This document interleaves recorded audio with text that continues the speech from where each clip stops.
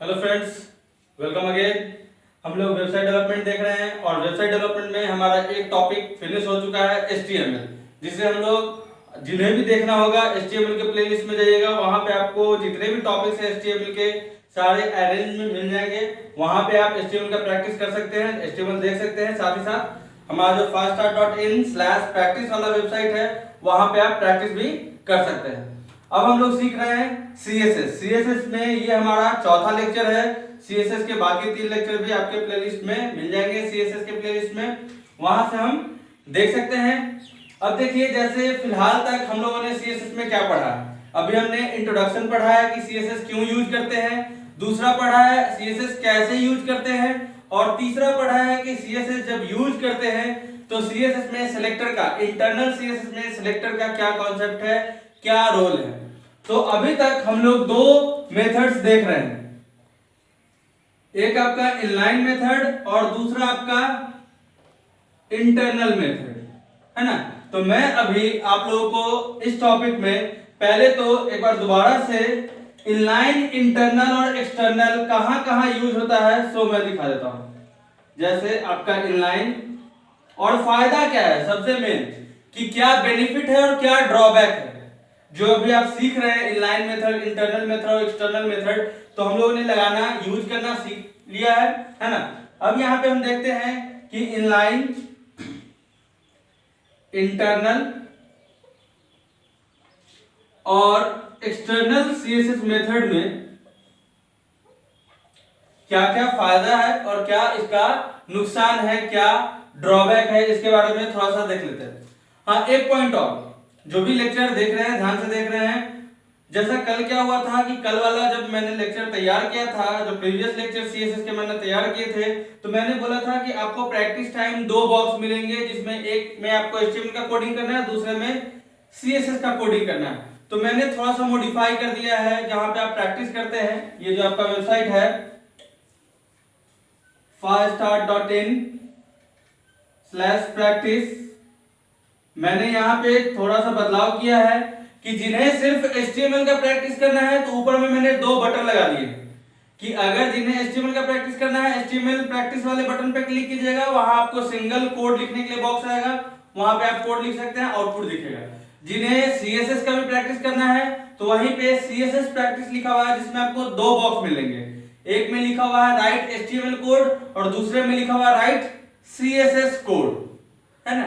तो आप ऊपर में HTML का कोड लिखिए, नीचे में सिलेक्ट करके CSS का कोड लिखिए, ऑटोमेटिक आपको नीचे आउटपुट दिखने लगेगा। तो सभी लोगों के सहूलियत के लिए कि सही ढंग से काम करें, मैंने 2 अलग अलग प्लेटफॉर्म बना दिया है, एक HTML प्रैक्टिस का, एक अलग हमारा क्या प्लेटफॉर्म, और CSS प्रैक्टिस के लिए एक अलग प्लेटफॉर्म। इससे आपको प्रैक्टिस करने में काफी आसानी होगी, है ना। जो आप चैप्टर पढ़िएगा, जो टॉपिक पढ़िएगा, उसी के हिसाब से आप प्रैक्टिस कर लीजिएगा, तो उससे आपको थोड़ा सा आसान होगा। अब जैसे देखिए, ध्यान से देखिएगा, इनलाइन, इंटरनल, एक्सटर्नल में क्या फायदा है। जैसा अभी तक हम लोगों ने सीखा, तो इनलाइन में क्या होता है, in the same line of HTML code, इसमें in the same page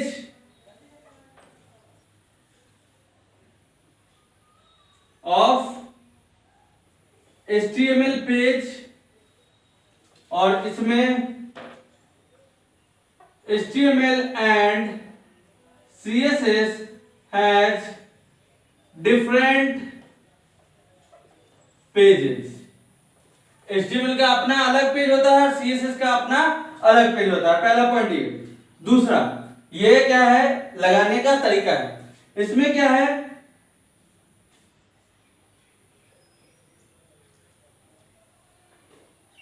this code imply on, ये कोड किस पे इंप्लाई होता है या अप्लाई होता है, ज्यादा अच्छा होगा apply on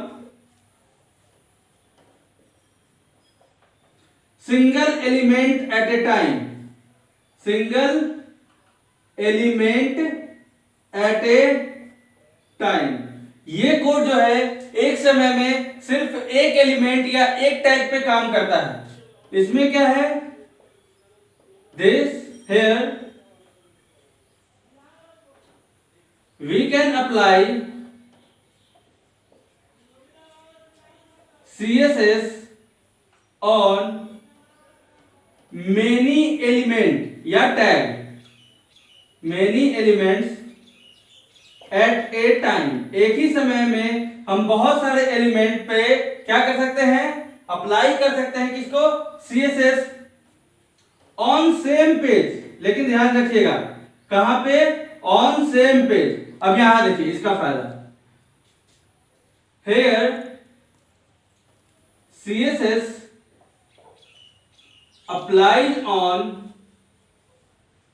many elements।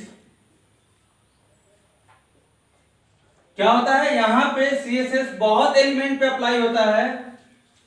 Here CSS applies on many element of many pages at a time।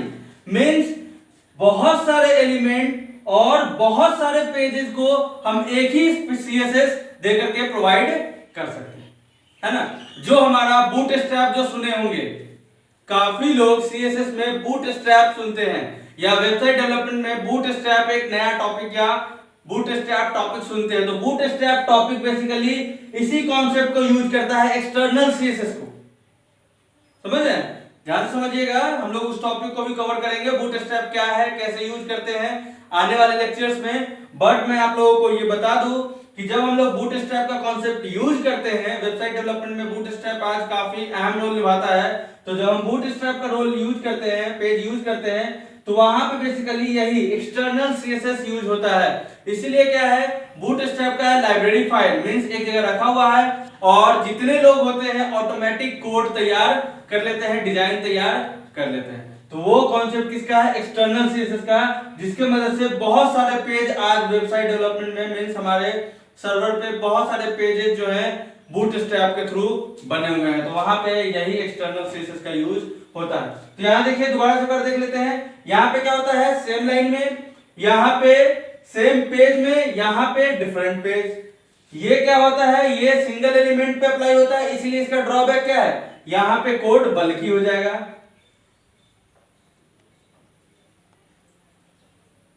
Code length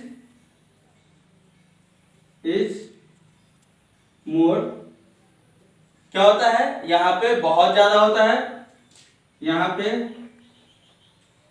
code length is a bit shorter.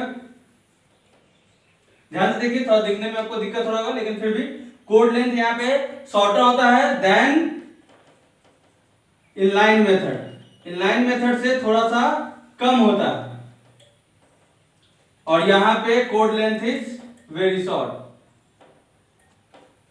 यहां पे कोड लेंथ वेरी शॉर्ट, बहुत कम लेंथ में हमारा कोड तैयार हो जाता है। और फायदा भी आपको पता लग गया, यहाँ पे एक बार में एक ही पे, यहाँ पे एक ही पेज के बहुत सारे एलिमेंट पे और यहाँ पे बहुत सारे पेजेस के बहुत सारे एलिमेंट पे एक ही बार में CSS कोड अप्लाई हो जाता है। तो जो हम लोग मेथड सीख रहे हैं तो उसका ये आपको बेनिफिट है। इस चीज को, इस पॉइंट को काफी ध्यान से दिमाग में रखिएगा। तो यहाँ पे हम लोगों ने डिफरेंस देख लिया है, सिमिलरिटी देख लिया है, कि कॉन्सेप्ट देख लिया है इनलाइन, इंटरनल और एक्सटर्नल CSS का, है ना। अब हम क्या करेंगे, दोबारा से हम लोग प्रॉपर्टीज देखना शुरू करेंगे बेसिकली, कि हम लोग किस किस तरीके से CSS अप्लाई जो करते हैं, तो कैसे हम लोग अप्लाई कर सकते हैं HTML पे। तो मैं यहाँ पे ज्यादा फोकस करूंगा इंटरनल मेथड पे। अभी फिलहाल मैं आपको एक्सटर्नल मेथड नहीं सिखाऊंगा क्योंकि हम एक ही पेज पे कोड कर रहे हैं, तो हम अभी इंटरनल मेथड पे फोकस करेंगे, है ना। तो देखते हैं हम लोग इंटरनल मेथड। तो इस तरीके से हम लोगों ने तीनों का डिफरेंट डिफरेंट यूज देख लिया है कि कैसे कैसे कॉन्सेप्ट यूज होता है, किस तरीके से हम इस पे काम करेंगे। अगला जो हम लोग सीखने वाले हैं वो अब प्रॉपर्टीज के बारे में सीखने वाले हैं कि CSS में कितने प्रॉपर्टीज होते हैं, कैसे कैसे प्रॉपर्टीज होते हैं, हमने अप्लाई करना सीख लिया है। अप्लाई करना क्या सीखा है कि जैसे ही हम इंटरनल यूज करते हैं, इंटरनल CSS यूज करते हैं, तो हमें क्या चाहिए, हमें चाहिए सेलेक्टर और यहां पे प्रॉपर्टी और वैल्यू, इस तरीके से हम प्रॉपर्टी वैल्यू देते हैं। तो फिलहाल के लिए हम लोगों ने दो प्रॉपर्टी वैल्यू सीखा है। एक हमने सीखा है कलर कि कैसे हम कलर प्रोवाइड कर सकते हैं। तो सिंपल क्या कर देते हैं, कलर में हम यहां पे लिख देते हैं कलर और यहां देते हैं वैल्यू, जो भी हमें कलर वैल्यू देना है ना। उसके बाद हमने सीखा था एक फॉन्ट साइज।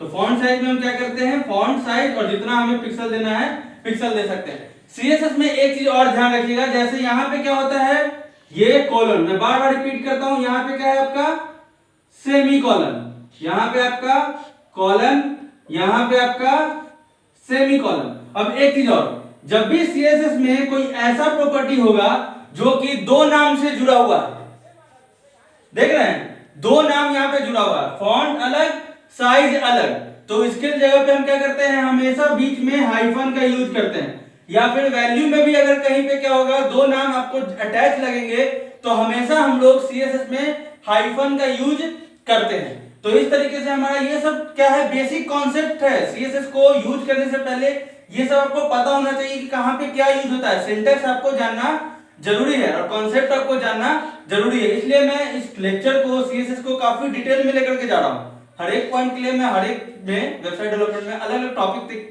तैयार कर देता हूं, जिससे कि आपको क्या हो, समझने में दिक्कत ना हो। तो मैं सोच रहा हूं कि अभी इतना ही पे ओवर करते हैं इस लेक्चर को। उसके बाद मैं क्या करूंगा, आपको प्रॉपर्टीज वैल्यू के लिए नया डिफरेंट लेक्चर हर एक टॉपिक के लिए तैयार करना शुरू करेंगे। साथ ही साथ उसको प्रैक्टिस करेंगे, जिससे हमको समझने में थोड़ा और आसान हो जाए। तो अगर अच्छा लगे, कॉन्सेप्ट अगर समझ में आ रहा है या कुछ भी नहीं समझ में आता है, कोई डाउट हो तो कमेंट बॉक्स में भेजा कीजिए, मैं जरूर रिप्लाई करूंगा। हो सकता है थोड़ा लेट हो जाए, हो सकता है उसी समय मिल जाए, बट रिप्लाई जरूर जाएगा। अगर अच्छा लगे लाइक कीजिए, शेयर कीजिए, सब्सक्राइब कीजिए। आज के इतना ही, थैंक यू।